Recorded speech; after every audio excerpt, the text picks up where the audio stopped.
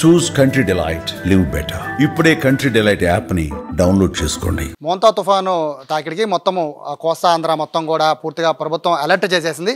ఏ జిల్లా పైన అది ఎక్కువ ప్రభావం చూపిస్తుంది అనేది పక్కన పెడితే ముఖ్యంగా కాకినాడ, మచిలీపట్నం ఈ రెండు జిల్లాలు మాత్రం చాలా అలర్ట్గా ఉండాలని చెప్పి ప్రభుత్వం చెప్తున్న నేపథ్యంలో ప్రస్తుతం మచిలీపట్నం కలెక్టరేట్లో ఉన్నాను. కలెక్టర్ బాలాజీ ప్రస్తుతం మనతో ఉన్నారు. సార్ నమస్తే. తుఫాను ప్రభావం ఎక్కువ రెండు జిల్లాలో కాకినాడ అండ్ మచిలీపట్నం ఉందన్నారు. ప్రస్తుతం మీరు ఎటువంటి చర్యలు తీసుకున్నారు ముందస్తుగా? అంటే మనకున్న అంచనాల ప్రకారంగా 28వ తేదీ మనకు ఈ తుఫాన్ తీరం దాటుతుంది. దాని ప్రభావం వల్ల మనకు దాదాపు 235 మిల్లీమీటర్స్ వర్షం మనము జిల్లాలో ఎక్స్పెక్ట్ చేయొచ్చు. అంటే చాలా హెవీ రెయిన్ఫాల్, ఇది ఎక్స్ట్రీమ్లీ హెవీ రెయిన్ఫాల్. ఈ రెయిన్ఫాల్ అనేది గాలులతో కూడా కూడి ఉంటుంది కనుక అది కొంచెం చాలా ప్రమాదాలు జరిగేదానికి ఛాన్స్ ఉంటుంది. దానికే మనము ప్రభుత్వం తెరపున లోతట్టు ప్రాంతాలు, పాకలు, పూరిల్లులు, పెంకుటిల్లులు, పాత ఇల్లులు లో ఉన్న వాళ్ళందరికీ కూడాను వాళ్ళందరినీ కూడా మనము రిలీఫ్ సెంటర్స్కి, పునరావాస కేంద్రాలకి షిఫ్ట్ చేసేదానికి జిల్లాలో 188 పునరావాస కేంద్రాలని ఏర్పాటు చేశాము. నా రిక్వెస్ట్ ప్రజలందరికీ ఏంటి అంటే, ఇలాంటి హౌసెస్లో ఎవరున్నా, కాలువగట్లపైన ఉన్న లోతట్టు ప్రాంతంలో ఉన్న ప్రభుత్వానికి సహకరించి వెంటనే మీరు పునరావాస కేంద్రానికి రండి. బికాస్ ఇది గాలులతో కూడింది అవుతుంది కనుక మనము లాస్ట్ మూమెంట్లో పునరావాస కేంద్రం చేరుకోవాలి అంటే ఇబ్బంది అవుతుంది. అప్పుడు దారి మధ్యలో కూడా, మార్గ మధ్యలో కూడా ప్రమాదం సంభవించే ఛాన్స్ ఉంటుంది కనుక దయచేసి వెళ్ళిన అడ్వాన్స్ రండి. ప్రభుత్వ ఆదేశాల మేరకు అక్కడ ఎటువంటి ఇబ్బంది లేకుండా మంచి సౌకర్యాలు, సదుపాయాలు ఇప్పించేది అన్ని ఏర్పాటు చేశాము. నేను మార్నింగ్ నుంచి అన్ని చోట్ల తిరుగుతున్నాను యాక్చువల్లీ. సో ఏర్పాట్లు బాగానే ఉన్నాయి. సో మళ్ళీ ఈ ఒకవైపు మనము ఇలాంటి వాళ్ళు తుఫాన్స్ షెల్టర్కి రావాలి అంటే, రెండోది ఏమంటే, మనం ఎప్పుడైనా రోడ్ క్రాస్ చేసేటప్పుడు రోడ్ ముందర ఏమైనా వాటర్ పారుతూ ఉంటే కాజ్వేలో అన్ని టైంలో మనము చాలా టైమ్స్ వాటర్ తక్కువే ఉంది అనే ఒక కాన్ఫిడెన్స్తో క్రాస్ చేసేకి వెళ్ళి కొట్టుకుపోయే ప్రమాదం ఉంటుంది. దానికి మేమైతే అలాంటి ప్లేసెస్లో ముళ్ళ కంపలు పెట్టి ఎవరు వెళ్ళకూడదు అనే అప్రమత్తం చేస్తున్నాము. అయినప్పటికీ కూడా ఒక్కొక్కసారి ప్రజలు కొంచెం ఏం అవ్వదు అనే ఒక ధైర్యంతో ముందుకు వెళ్ళి కొట్టుకుపోవడం జరుగుతుంది.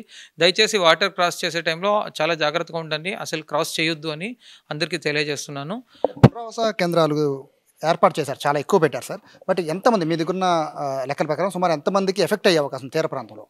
మన దగ్గరున్న లెక్కల ప్రకారంగా మనం దాదాపు ఒక ఫ్యామిలీస్ వరకు 165 గ్రామాలు, 188 రిలీఫ్ క్యాంప్స్, దాదాపు ఒక 15,000 to 20,000 పీపుల్ని మనం ఎక్స్పెక్ట్ చేస్తున్నాము యాక్చువల్లీ.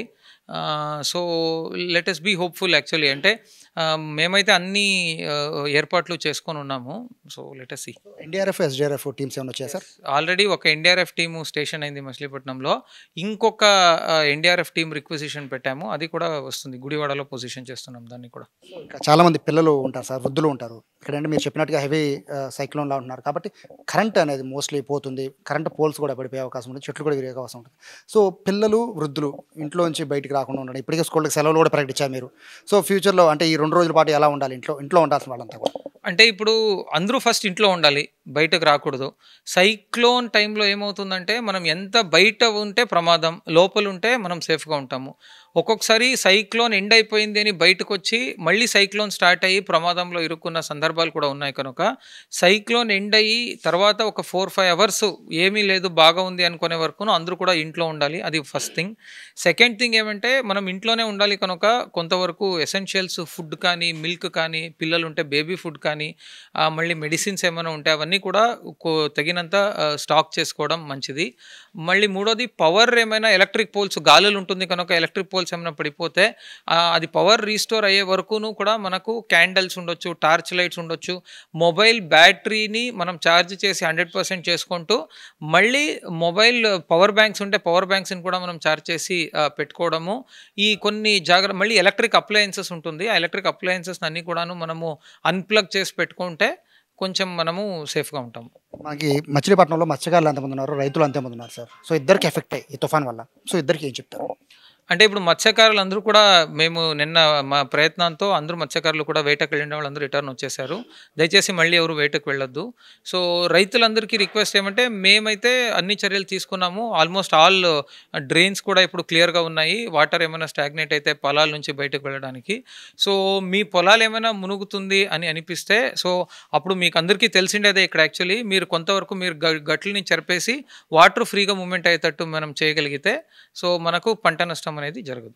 ఫైనల్గా చెప్పండి, ఈ తుఫాన్ అనేది ప్రస్తుతానికి కాకినాడని టచ్ చేస్తున్నప్పటికీ కూడా మచిలీపట్నం ఎఫెక్ట్ ఎక్కువ ఉంది. సో ఎప్పటి వరకు ప్రజలు అప్రమత్తంగా ఉండాలి?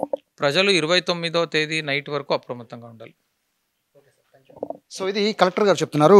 ఖచ్చితంగా అంటే మామూలు తుఫాన్లు సమయంలో ఎటువంటి ప్రికాషన్స్ తీసుకుంటారో అదే విధంగా తీసుకున్నారు, కానీ ఈసారి ఎక్స్ట్రీమ్గా తీసుకున్నట్టుగా కూడా చెప్తున్నారు. రీజన్ ఏంటంటే ఇది కాకినాడ మీద ఎఫెక్ట్ చూపించినా ఖచ్చితంగా మచిలీపట్నం పైన కూడా అదే ఎఫెక్ట్ చూపిస్తుంది. కాబట్టి ఇళ్లలో నుంచి ఎవరు కూడా బయటికి రావద్దని చెప్తున్నారు. మీరు ఇళ్లలోంచి సేఫ్గా ఇళ్లలో ఉండండి, బయట ఏం జరిగినా కూడా ప్రభుత్వ యంత్రాంగం చూసుకుంటుందని కలెక్టర్ బాలాజీ చెప్తున్నారు. కెమెరా పర్సన్ వినయ్తో సాయి సుమన్ టీవీ, మచిలీపట్నం నుంచి.